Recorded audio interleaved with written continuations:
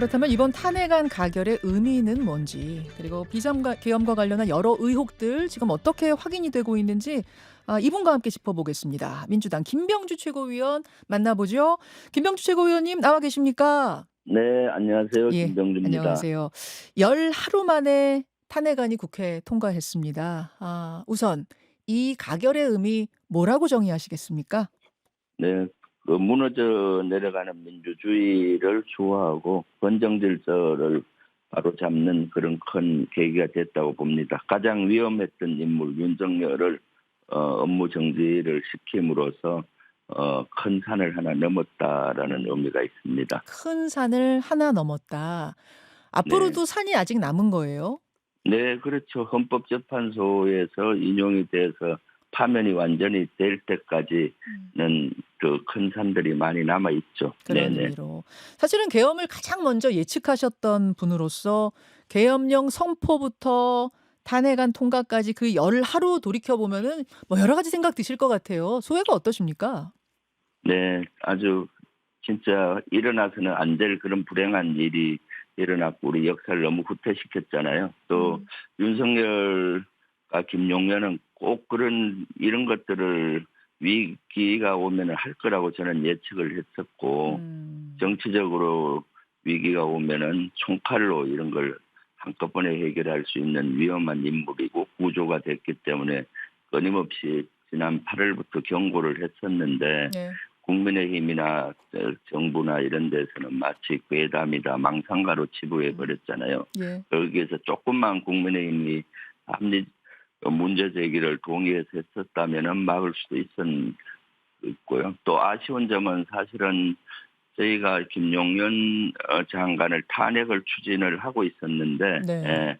조금 더 일찍 탄핵을 했으면 이런 걸 막을 수 있지 않았나 하는 아쉬움은 있어요. 지금 제가 예예. 네, 탄핵도 10월 30일 날 우크라이나에 우리 병사 음. 한 명이라도 보내면 헌법 위반이니까 음. 탄핵하겠다고 문제 제기를 처음 했었잖아요. 네네. 그래서 경고를 하고 했었는데 참 그런 점이 아쉬운 음. 점도 있죠. 네. 예. 이제는 헌재의 시간입니다. 당장 오늘 헌재가 첫 회의를 갖고 일정을 짠다는 계획이에요.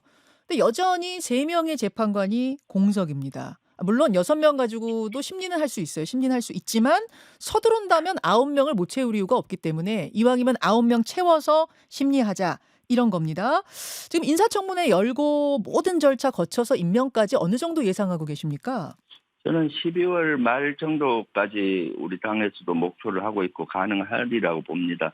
지금 예. 인사청문회 특위는 여야 구성이 완료가 됐고요. 예예. 그래서 특위에서 구체적인 청문회 일자를 잡는데 아마 다음 주쯤 청문회 일자가 잡힐 것 다음 같고, 주쯤. 예, 그러면은 12월 말경에 이제 본회의를 열어서 통과를 하면은 음. 임명이 되리라고 봅니다. 헌재의 최종 결정이 나기까지 기간들을 셈해 보니까 노무현 대통령 때는 63 일, 박근혜 대통령 때는 91 일 걸렸습니다. 요런 걸로 견주어 볼 때 민주당 지도부에서는 대략 이번 심판은 언제 끝날 걸로 예상하고 계세요? 최대한 빠르면 빠를수록 빨라야 된다고 봅니다. 지금 거는 과거 박근혜 탄핵이나 노무현 전 대통령 탄핵과는 성격이 전혀 다르잖아요. 음음. 실제 이번엔 내란에 관련된 거고요. 예. 국가가 너무나 불안정하고 하지 않습니까? 음. 그래서 헌재에서는 좀 더 추진력 있게 해서 최소한 2달 이내는 해야 될 거라고 저는 개인적으로 생각을 합니다. 그러면 이거 노무현 대통령 때보다 좀 더 빠를 수도 있다고 보세요. 63 일보다도? 네네. 네, 어. 왜냐하면 이것은 지금 너무나 명백하지 않습니까? 예. 지금 위헌적이고 위법한 이러한 내란에 대한 것은 온 국민이 TV나 유튜브 화면을 음. 통해서 지켜봤지 않습니까? 네. 본인들이 국회를 침탈하고 본회의장까지 들어가려고 하고 있고 음. 뭐 이런 음음. 사실을 전부 보고 또 우리 국민들이 또 나서서 이걸 지켜냈지 않습니까? 음. 그리고 그런 증거가 차고 넘치기 때문에 예. 사실 그 당시 바로 내란 현행범으로 대통령을 체포할 수 있는 사항인데 그런 지휘계통이나 이런 것들이 저희가 없다 보니까 못한 거고 그래서 어. 명확한 증거들이 있기 때문에 예. 이것은 시기를 당길 수 있으리라고 봅니다. 현재에서. 알겠습니다. 근데 이제 생각해 보면은 박근혜 전 대통령 때는 아예 변론 기일에 출석한 적이 없어요. 그 얘기는 뭐냐면은 본인이 적극적으로 나서서 다투지 않았다는 얘기가 되는 건데 이번 같은 경우는 윤 대통령이 직접 나서겠다는 입장을 이미 피력했습니다. 말하자면은 본인이 제1호 변호사가 돼서 내가 심판에 임하겠다. 변호하겠다. 이 정도 적극적으로 나서는 거 보면은 이거 심판 일정이 심리 일정이 더 길어지는 건 아닌가 이런 얘기도 나오더라고요. 어떻게 보세요? 변론하고 또 뭐 예를 들어서 여러 가지 하다 보면 좀 늦어질 수는 있는데 예. 윤 대통령 윤석열의 그런 태도는 진짜로 너무나 어이가 없죠. 이것은 명백한 내란이고 한데 마치 자기가 뭐 애국자인 양 이렇게 하는 것은 우리 국민들이 더 용서하지 못할 겁니다. 지금 어느 나라 다른 세계에 사는 사람 같아요. 음. 지금 이런 여론은 전혀 안 보고 그래서 어. 제가 봤을 때는 예, 극우 예. 세력들 소위 얘기한 태극기 부대 이런 분들에게 지침을 내려서 응집하라 이렇게 외치는 어떤 그런 걸로 보여요. 그렇지만 어. 그것은 아주 극소수고요. 그런 데 따르는 사람들은 이거 음. 만약 변론하고 계속 별명으로 일관된다면은 네. 역사는 용서하지 않을 겁니다. 국민들도 용서하지 않고요. 더 이상. 네, 예. 그 말씀은 "그렇게 하면 할수록 본인에게 더 불리한 심판이 될 거다." 뭐 이런 말씀으로 네, 들리네요. 지금은 뭐 석고대죄하고 예. 잘못을 용서를 빌고 이렇게 해야 되는 것이 자기가 음. 변명한다고 이것이 뭐 변명이 될 수가 있겠습니까? 알겠습니다. 알겠습니다. 탄핵이 정치적인 처벌이라면 형사 처벌은 또 별개 문제인데요. 검찰이 어제 10 시까지 출석하라고 소환 통보를 했습니다만 윤 대통령은 응하지 않았습니다. 그리고 오늘 또 2차 소환을 통보한다고 해요. 만약 3 차례 정도 소환에 불응하면 그때는 통상 체포를 할 수 있습니다, 긴급 체포. 근데 현직 대통령이 피의자로 검찰 소환 통보받은 게 이번이 처음이라서 이게 좀 어떻게 될지 모르겠어요. 세 번째도 네. 불응하면 이거 긴급 체포를 할 수 있는지, 그러면은 경호처는 그때는 순순히 내줄지 어떻게 좀 전망하십니까? 저는 뭐 경호처는 평소에 이제 그 대통령을 보호하고 하는 건데 예. 지금은 실제 법을 위반했고 대통령의 형사소추와 관련해서도 이것은 꼭 해야 되는 거지 않습니까? 그렇기 음. 때문에 경호처도 법에 의해서 하는 거기 때문에 거기에 따라야 된다고 봅니다. 그래서 예. 물론 처음에는 충돌이 있을 수 있겠지만은 결국은 법 앞에 경호처도 법을 따라야 되는 거죠. 네네. 이 경호처도 영장을 가지고 온 앞에서는 뭐 경호한다고 막거나 그런 일은 없을 거라고 보시고 네. 사실은 체포영장 나오기 전에 소환에 응해야 되는 거 아닌가 그런 생각이 들어요. 네네. 그렇습니다. 예. 지금 뭐 3 네. 번까지 기다렸다 체포영장 나올 때까지 기다릴 게 아니라 아니 떳떳하다고 지금 윤 대통령이 계속 얘기하고 있다면 검찰에 나가서 그걸 얘기하면 되는 것이지 '왜 소환 통보에 계속 불응하는가.' 이런 생각이 좀 듭니다. 네네. 그건 그렇고 한덕수 권한대행 이야기를 좀 해 보겠습니다. 한덕수 권한대행이 이제 대통령 권한대행으로 직무를 맡게 됐는데 김건희 여사 특검법이라든지 그 본회의 직전에 통과된 여러 법들에 대해서 거부권을 행사할 수 있는 거냐 없는 거냐. 요 권한의 문제 어떻게 보십니까 최고위원님? 실제 권한대행은 현상 유지를 목표로 하죠. 현재를 잘 관리하는 거고 예. 적극적으로 현상 변경을 하는 거에 대해서는 하지 못하게 돼 있는 게 일반적인 법의 해석입니다. 그렇기 음. 때문에 국회에서 올라간 것을 권한대행이 거부권 행사하는 것은 맞지가 않죠. 예. 국회에서 이미 본회의를 어. 통과한 이런 것들은 그래서 그런 거부권 행사는 해서는 안 된다고 보고요. 만약 그런 거부권을 행사한다면은 예.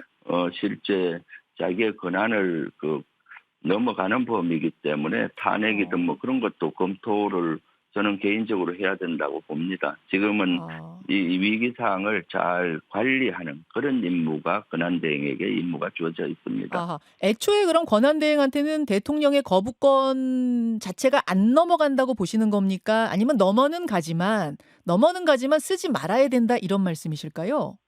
그거는 이제 법 해석이 있는데 예. 굳이 한다면 넘어는 갈 수는 있겠지만 해서는 안 되는 거죠. 아. 적극적 그래서 그거는 법적 다툼이 있기 때문에 음흠. 지금 제가 봤을 네. 때는 근한대행은 그야말로 적극적 현상을 변경한다든가 이런 걸 하지 말고 예예. 중립을 지키면서 현행 유지하는 그런 차원에서 관리가 돼야지 더 이상 한다 그러면은 우리 국민들도 용서하지 않을 거고 사실 그난 한덕수 국무총리 자체도 여기로부터 자유롭지 않잖아요. 이번에 내란 행위와 관련해서 뭐 국무회의에 예, 참석. 참여하고 그렇기 때문에 사실은 탄핵을 받아야 마땅한데 그리고 조사를 받아야 마땅하고요. 그런데도 불구하고 나라가 너무 혼란스러울 것 같아서 탄핵은 일단은 보류를 하고 근한대행으로 간 거거든요. 그러니까 그런 걸 잘 명심하고 처신을 잘 하셨으면 좋겠어요. 예, 만약 예. 거부권을 사용한다고 하면 그때는 지금 보류했던 탄핵을 추진할 수밖에 없다 이런 말씀이세요. 저는 개인적으로 예. 추진해야 된다고 보고 예. 당에서도 검토가 필요하다고 봅니다. 네, 알겠습니다. 그 정도 되면요. 네. 자, 민주당의 김병주 최고위원 지금 만나고 있습니다. 수사 이야기가 나온 김에 의혹들을 몇 가지 좀 짚고 가야겠습니다. 우선 노상원 전 정보사령관. 노상원이라는 이름이 주말 사이에 처음 등장했어요. 저는 이 사람이 누군지 모르겠는데 이 사람이 포고문도 작성한 걸로 보인다. 그리고 선관위 계엄령이 선언되자마자 2분 만에 중앙선관위로 달려가게 한 사람도 이 사람이다. 이런 이야기가 나오던데 이게 무슨 얘기입니까? 제가 국방위에서 문제 제기를 지난번에 했었고요. 그리고 군수사기관에 빨리 그 관련을 밝히라라고 요구를 이미 지난주에 했었거든요. 그리고 이번 주말 사이에 박선원 의원이 아마 고발을 한 것 같고 또 거기에 대해서 이번에 구속이 됐잖아요. 네네. 노상원 예비역 소장이죠. 전 정보사령관이었고요. 아마 이번 내란 행위에 대해서 핵심 기획자 중에 한 사람이라고 저도 보고 있습니다. 여러 핵심 제보에 의하면은. 저는 잘 이해가 안 가는 게 현 네. 정보사령관이 아니고 박근혜 정권 때 정보사령관이더라고요. 그러니까 전 정보사령관이더라고요. 네. 지금 계엄과 관련된 인물들 줄줄이 나오는 사람들 다 현직인데 이 사람은 전직이에요. 전직이 어떻게 이번 이 계엄에 깊숙이 관여한 핵심 인물이 될 수 있는지 잘 이해가 안 가요. 그렇죠. 예. 그런데 이제 김용현과 가장 가까운 관계에 있는 사람 중에 한 사람이고요. 예. 그리고 통상 이런 친위 구테타라든가 12.12 이런 구테타에서도 정보사는 삐껴갔어요. 사실은. 왜냐하면 원체 비밀 부대라서 거길 잘 아는 사람은 별로 없어서 계엄군도 그런 정보사를 활용하지 못했었거든요. 그런데 이번에는 의외로 정보사가 깊숙이 관여가 돼 있는데 그 핵심에는 예비역 노상원 장군이 있다고 보고요. 노상원은 어떤 인물인가 하면은 예. 전 정보사령관이기도 하지만은 또 777 사령관도 했었고요. 또 박근혜 정부 초기에 경호처 차장까지 했습니다. 예. 경호차장. 그렇게 하다 보니까 김용현이가 이번에 경호처장 되면서 경호처에 대한 조언을 많이 받은 것 같고요. 그리고 정보사령관이나 777사령관에서 정보 분야에 가장 잘 아는 인물이고 그동안 인맥 관리를 전혀 후회도 잘 한 것 같아요. 네. 그러다 보니까 김용현과 이렇게 해서 정보사에 있는 HID라든가 또 여러 세력들을 끌어들이는데 핵심적인 가교 역할을 한 것 같아요. 정보사령관의 상급자는 합참의 정보본부장이고 그 위에는 합참무장 장관으로 이어진 라인인데 그 중간 라인을 다 스킵해버리고 노상원이가 김용현 노상원 정보사령관으로 이어지면서 별도의 예비역과 현역의 어떤 사조직을 만들어서 이번에 했다는 제보들이 아주 많았어요. 그래서 거기는 수사를 하도록 제가 요청한 상태죠. 사조직을 만들었단 말씀이에요. 네, 사조직일 수도 있고 이번 임무를 위해서 TF일 수도 있고 그건 명칭은 어떤 명칭을 하든지 그래서 예비역과 일부 정보사 출신 예비역과 현역으로 점조직처럼 만들어서 이렇게 하지 않았나 싶습니다. 지금 지난번에 제가 HID가 예예. 관여됐다는 건데 그것도 지휘계통으로 통상 군 대작전은 투입 연루된 데에도 지휘계통으로 하잖아요. 그렇죠. 예.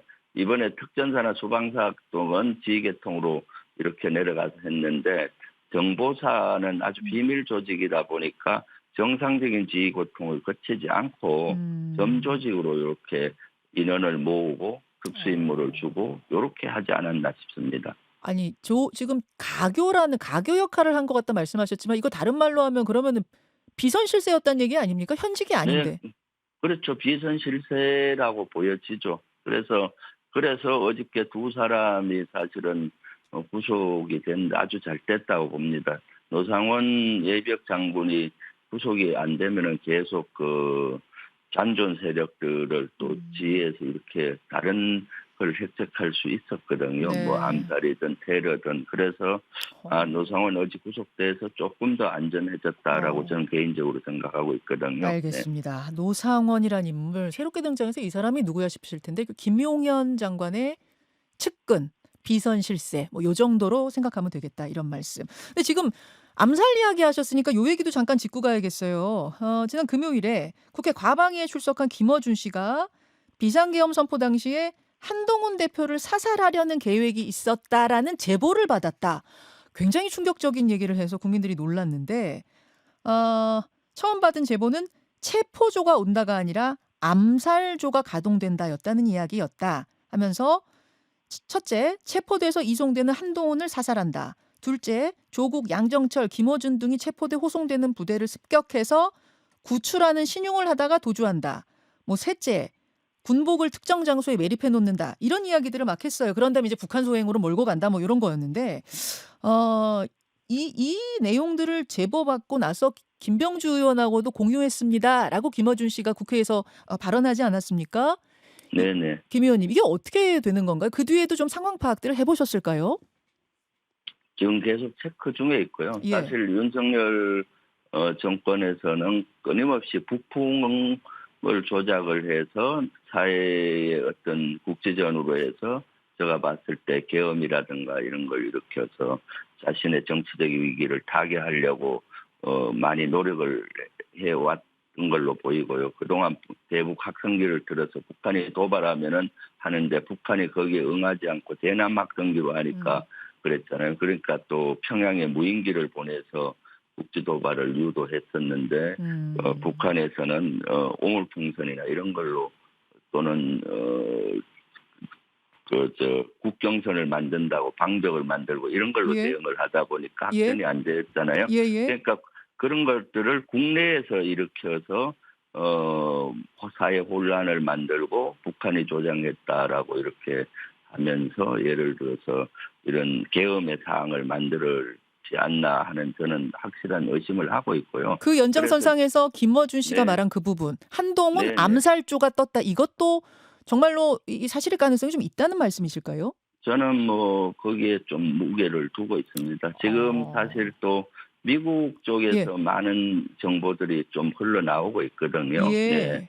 지난번에 서먼 의원도 공작 뭐 이런 걸 얘기했지 않습니까? 예. 북한 도발이 아니라 우리가 자체 북한이 도발한 걸 그런 걸 사항을 연출을 해서 할 수 있는 거에 대한 얘기를 했었는데 아마 미국은 대통령실을 지금도 다 도청하고 있으리라고 봅니다. 그래서 이런 것들이 서먼 의원에 의해서도 나오지 않았나 하기 때문에 이것은 사실은 밝히기가 대단히 지기가 쉽지는 않을 겁니다. 왜냐하면 미국이 그런 걸 정확히 밝히면 본인들이 도청했다는 거를 인정하게 되잖아요. 그래서 조금 그렇군요. 흘러나오는 것 같고요. 계속 알겠습니다. 제가 체크하고 있는 중에 있습니다. 예, 새로운 여러 사실이 곳으로. 네. 나오면 또 알려주시기를 부탁드리면서 오늘 인터뷰는 여기까지 하겠습니다. 고맙습니다. 네, 감사합니다. 민주당 김병주 최고위원이었습니다. 김현정의 뉴스쇼는 시청자 여러분의 참여를 기다립니다. 구독과 좋아요, 댓글 잊지 않으셨죠? 알림 설정을 해두시면 평일 아침 7시 10분 실시간 라이브도 참여하실 수 있습니다.